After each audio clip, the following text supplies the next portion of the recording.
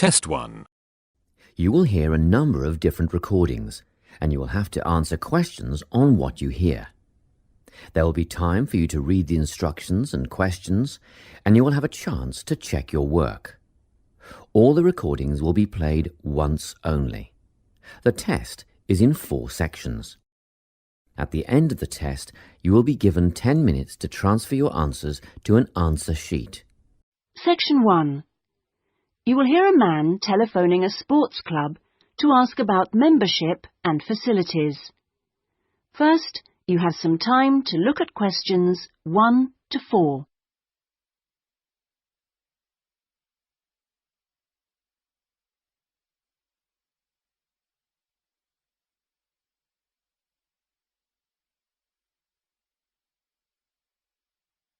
You will see that there is an example that has been done for you.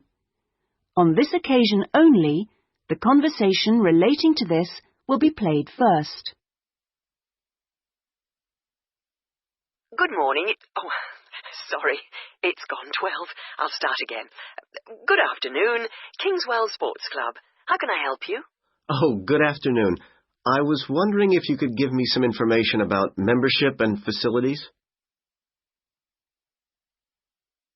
The name of the sports club is Kingswell, so Kingswell has been written in the space.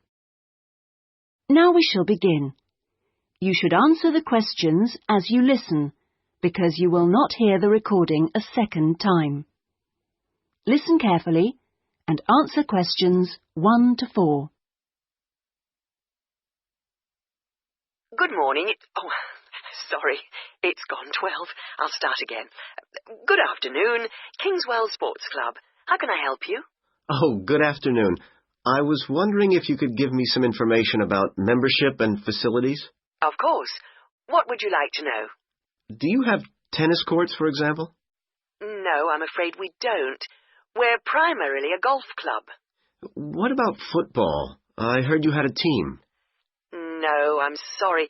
Perhaps you're thinking about Fresham Sports Centre. Oh, right. I know it. I've played badminton there. Have you? They've got a lot of facilities we don't have, and vice versa. We do have a Keep Fit studio, which is very popular with members, and then as well as that, there's swimming, of course. That's good. I like to swim every day.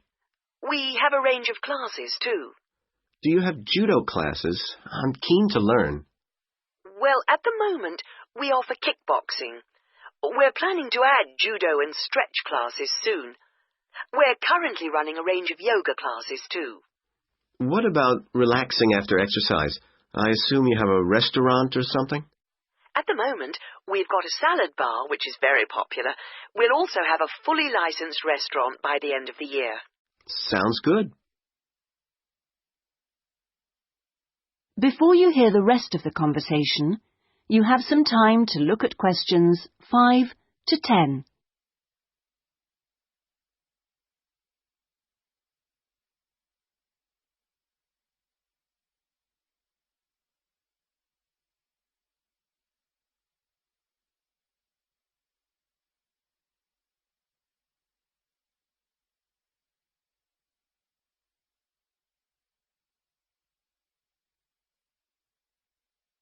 Now listen and answer questions 5 to 10. What kind of membership are you interested in? Not really sure. What are the options? Well, there are 3 different membership schemes. I see. What's the difference? Well, the first one's called Gold, and you can use all the facilities at any time of the day or week. You can also join in as many classes as you like for free. That sounds good. Is it very expensive? Well, you pay a £250 joining fee, and then it's £450... Oh, no, I'm sorry. It's just gone up by £50. Sorry about that. It's now £500 for the annual subscription fee. Right, got that. And what's the next type? Well, that's silver. It's the same as gold, except you have to pay a small fee of £1 per lesson for any you do, and you can only use the centre at certain times. I see. So when exactly? You can only use the facilities between 10 a.m. and 4:30 p.m. So I couldn't use the pool at 8 in the morning or evening then? That's right. Okay, and the price for that? Is the joining fee the same as for gold? Actually, it's slightly less than the £250. It's £225, but the annual fee is only £300. Does that sound more like what you want? Well, it's still rather more expensive than I thought. I'm a student here in England, and I'm only here for 6 months. Ah, then the bronze scheme would probably suit you best. How is that different? Well, some of the facilities have restricted use. And do I have to pay for classes? Yes, it's £3 for each class you join. I see. And what are the hours then? Between 10:30 and 3:30 weekdays only, and you pay a £50 joining fee. The annual fee is £180. It works out at £15 a month, so that would be quite a lot cheaper. Oh, that should be all right. I could come in my free periods. What do I have to do if I want to join? Well, we book you in for an assessment with an instructor who will show you how to use all the equipment. If you want to organise a trial session and look around the centre, you'll need to speak to David Kinchley. Could you spell that, please? Yes, David, K-Y-N-C-H-L-E-Y.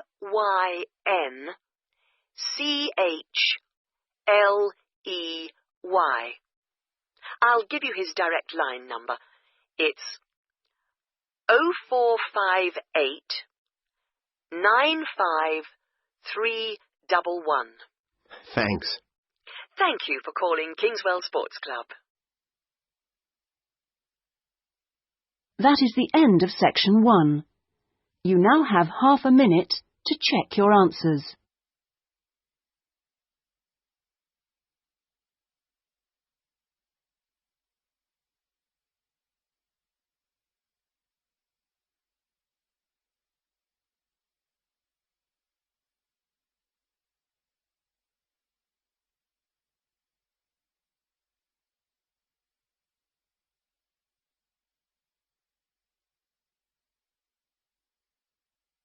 Section 2.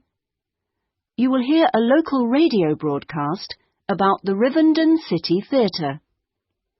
First, you have some time to look at questions 11 to 16.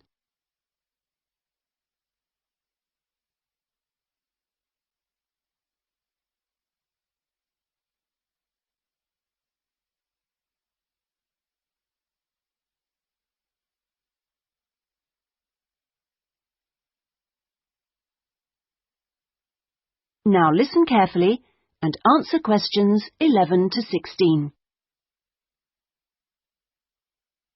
And here on Radio Rivenden, we have Lynn Rawley, the Public Relations Officer of our own Rivenden City Theatre. Hello, Lynn. Hello. Now, the theatre is reopening soon after its 3-year redevelopment program, isn't it? That's right, and there are a lot of improvements. The first thing people will see when they go in is that the foyer has been repainted in the original green and gold. Then the box office has been reoriented with its own access from the side of the building instead of through the foyer, which means it can be open longer hours and has more space too. The shop that used to be in the foyer, which sold books and CDs, is the one part of the redevelopment which isn't yet complete. The plan is to find new premises for it near the theatre, and we've had difficulty finding somewhere suitable.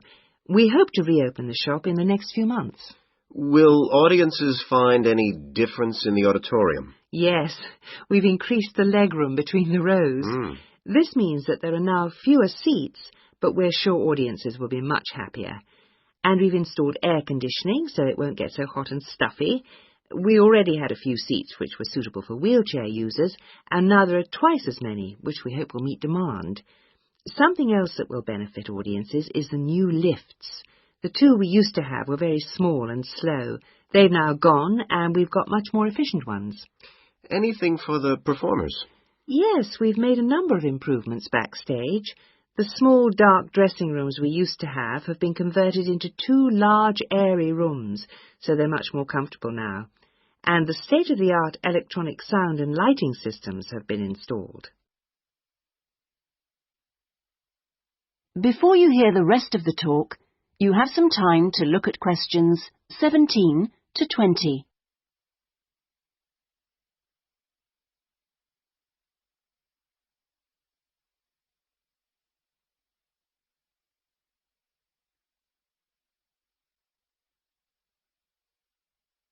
Now listen and answer questions 17 to 20. Okay, so what's the first play that audiences can see when the theatre reopens? We've got a very exciting production of Peter Shaffer's Royal Hunt of the Sun, which is currently touring the country. That starts on October the 13th and runs till the 19th. We're experimenting a bit with the time the curtain goes up. We used to start all our performances at 7:30, but that made it difficult for people to go home by public transport.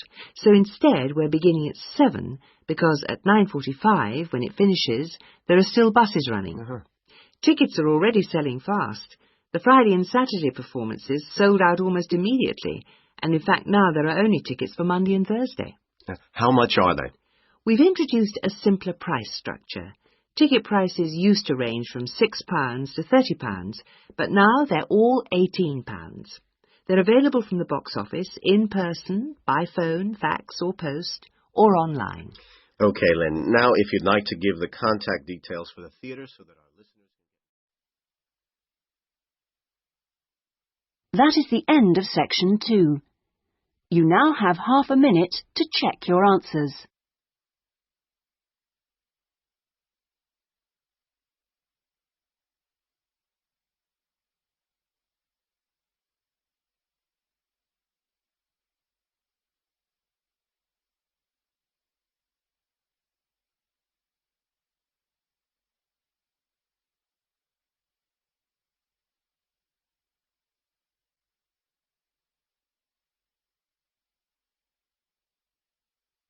Section 3. You will hear a man inquiring about college courses. First, you have some time to look at questions 21 to 25.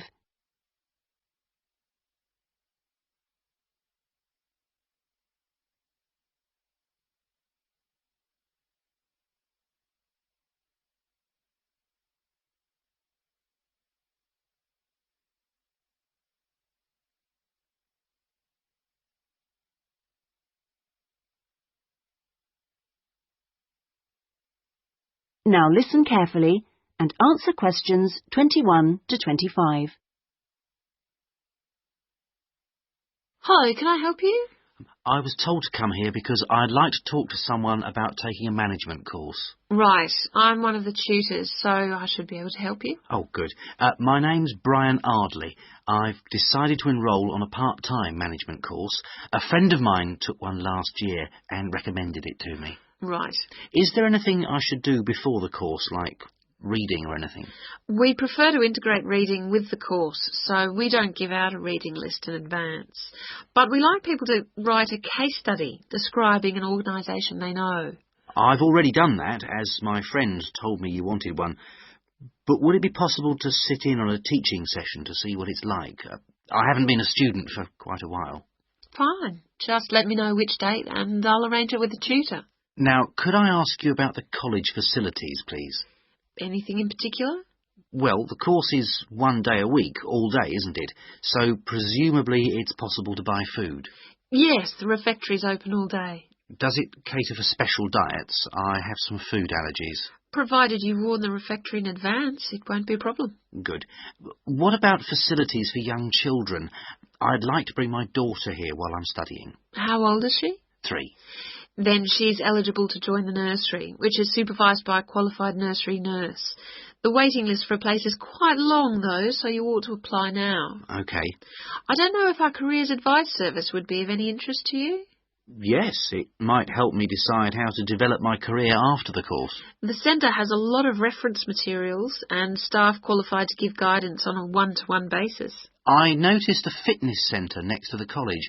Is that for students? It's open to everyone, but students pay an annual fee that's much less than the general public pay.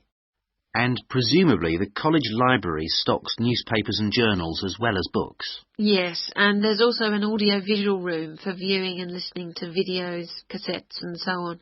Is there also access to computers? Yes, your tutor will need to arrange with the technical support team for you to get a password, so ask him or her about it when you start the course. OK. Before you hear the rest of the conversation, you have some time to look at questions 26 to 30.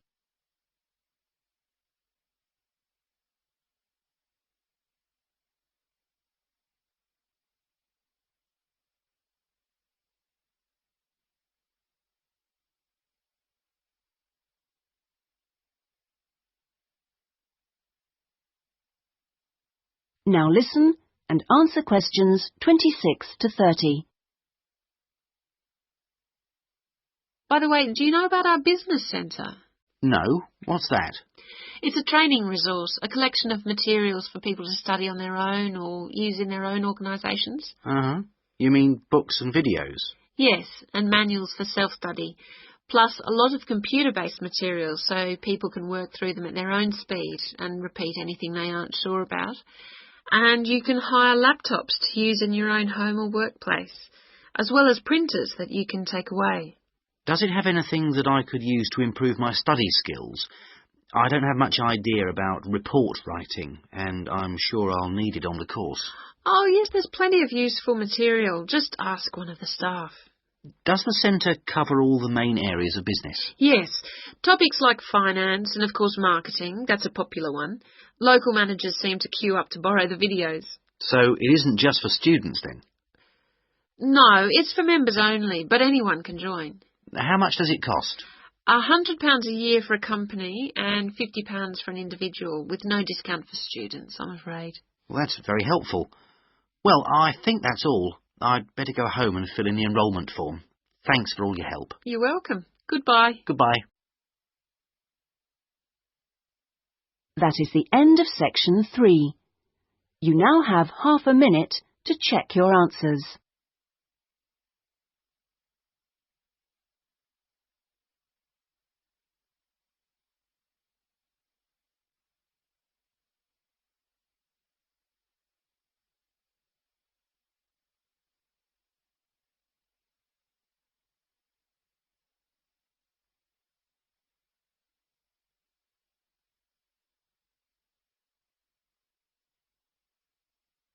Section 4. You will hear a talk on a social history of the East End of London. First, you have some time to look at questions 31 to 40.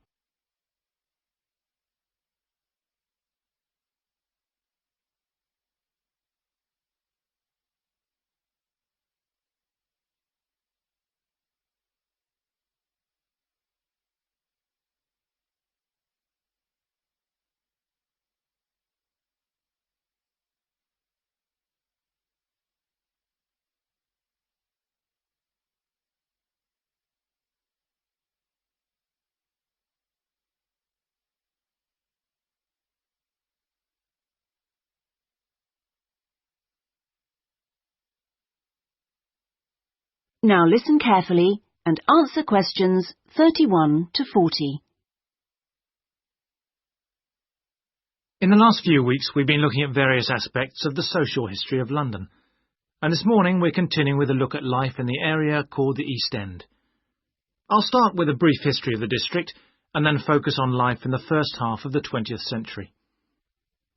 Back in the 1st to the 4th centuries AD, when the Romans controlled England, London grew into a town of 45,000 people, and what's now the East End, the area by the River Thames and along the road heading north-east from London to the coast, consisted of farmland with crops and livestock, which helped to feed that population.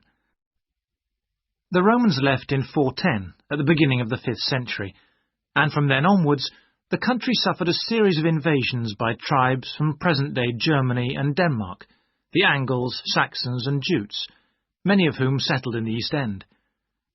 The technology they introduced meant that metal and leather goods were produced there for the first time, and as the East End was by the river, ships could transport goods between there and foreign markets. In the 11th century, in 1066 to be precise, the Normans conquered England, and during the next few centuries London became one of the most powerful and prosperous cities in Europe. The East End benefited from this, and because there were fewer restrictions there than in the city itself, plenty of newcomers settled there from abroad, bringing their skills as workers, merchants or moneylenders during the next few hundred years. In the 16th century, the first dock was dug, where ships were constructed, eventually making the East End the focus of massive international trade. And in the late 16th century, when much of the rest of England was suffering economically, a lot of agricultural workers came to the East End to look for alternative work. In the 17th century, the East End was still a series of separate, semi-rural settlements. There was a shortage of accommodation, so marshland was drained and built on to house the large numbers of people now living there. By the 19th century, London was the busiest port in the world, and this became the main source of employment in the East End. Those who could afford to live in more pleasant surroundings moved out, and the area became one where the vast majority of people lived in extreme poverty and suffered from appalling sanitary conditions.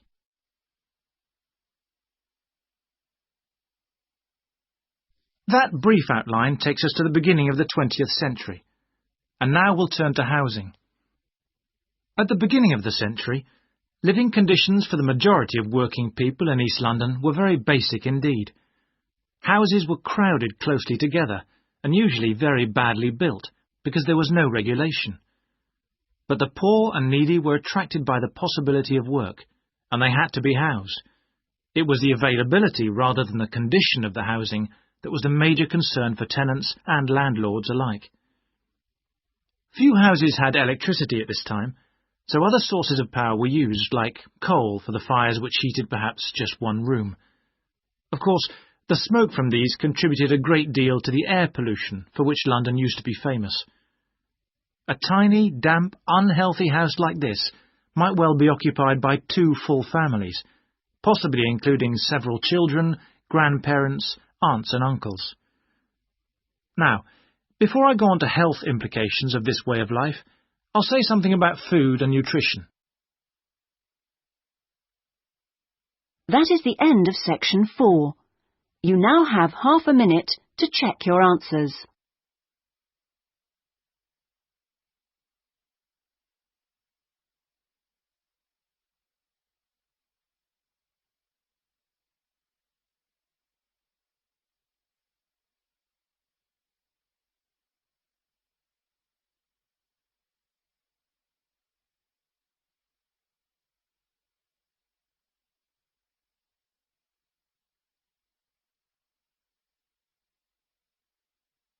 That is the end of the listening test. In the IELTS test, you would now have 10 minutes to transfer your answers to the listening answer sheet.